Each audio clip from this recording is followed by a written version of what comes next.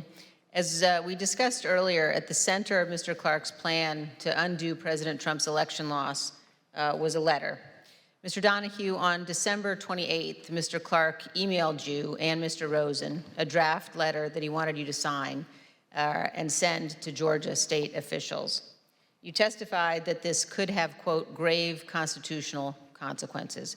Mr. Donahue, can you tell us what you meant by that?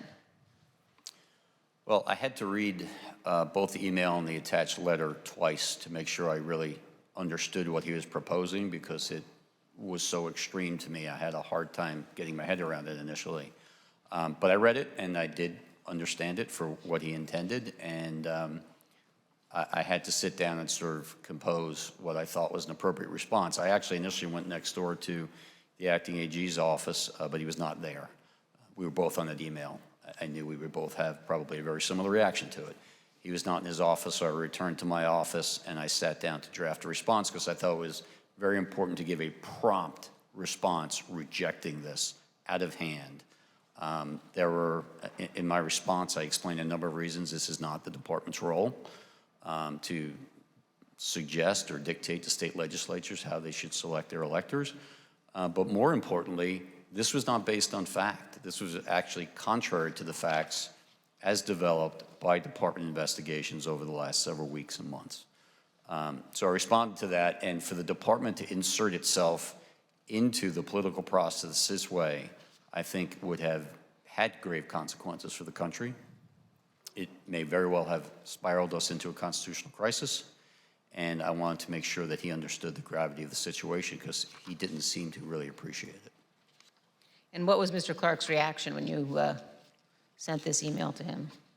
He didn't respond directly to the email, but we met shortly after that. After I sent the email, the acting AG returned. I went to his office. He had just read it. He had a very similar reaction to me. He was exasperated, and he told me that he had told one of his administrative assistants to get Jeff Clark up here. We want to talk to him face-to-face about this. And so the three of us then had a meeting probably around 1800 that night in the Deputy Attorney General's conference room. And one of the things that you said to Mr. Clark is, quote, what you are doing is nothing less than the United States Justice Department meddling in the outcome of a presidential election. And I assume you conveyed that to him as well in your meeting that evening? Yes, in those very words. It was a very contentious meeting, but yes, that was said amongst other things. And despite this contentious meeting and your strong reaction to the letter, did Mr. Clark continue to push his concept in the coming days? He did, yes. We had subsequent meetings and conversations. The acting AG probably had more contact with him than I did, but between the 28th and the 2nd, when we had another in-person meeting, he clearly continued to move down this path.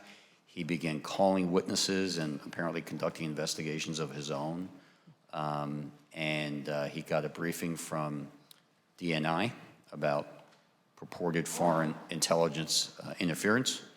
And we thought perhaps once it was explained to him that there was no basis for that part of his concern, that he would retreat. But instead he doubled down and said, well, okay, so there's no foreign interference. I still think there are enough allegations out there that we should go ahead and send this letter, which shocked me even more than the initial one, because you would think after a couple of days of looking at this, he, like we, would have come to the same conclusion that it was completely unfounded.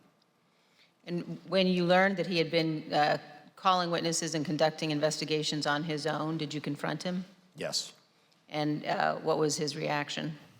He got very defensive. You know, as I said, there were a series of conversations through that week. I certainly remember very specifically the conversation in the meeting on January 2nd. That got even more confrontational, but he was defensive and, you know, similar to his earlier reaction when I said this is nothing less than Justice Department meddling in an election, his reaction was, I think a lot of people have meddled in this election. And so he kind of clung to that and then spewed out some of these theories, some of which we'd heard from the president, but others which were floating around the internet and media, and just kept insisting that the department needed to act and needed to send those letters. The committee has also learned that Mr. Clark was working with another attorney at the department named Ken Klukowski. who drafted this letter to Georgia with Mr. Clark. Mr. Kukowski had arrived at the department on December 15th with just 36 days left until the inauguration. He was specifically assigned to work under Jeff Clark. And Mr. Kukowski also worked with John Eastman, who we showed you at our hearing last week was one of the primary architects of President Trump's scheme to overturn the election. The Georgia letter that we've been discussing specifically talks about some of Dr. Eastman's theories, including, quote, the purpose of the special session the department recommends would be for the General Assembly to determine whether the election failed to make a proper and valid choice between the candidates, such that the General Assembly could take whatever action is necessary to ensure that one of the slates of electors cast on December 14th will be accepted by Congress on January 6th.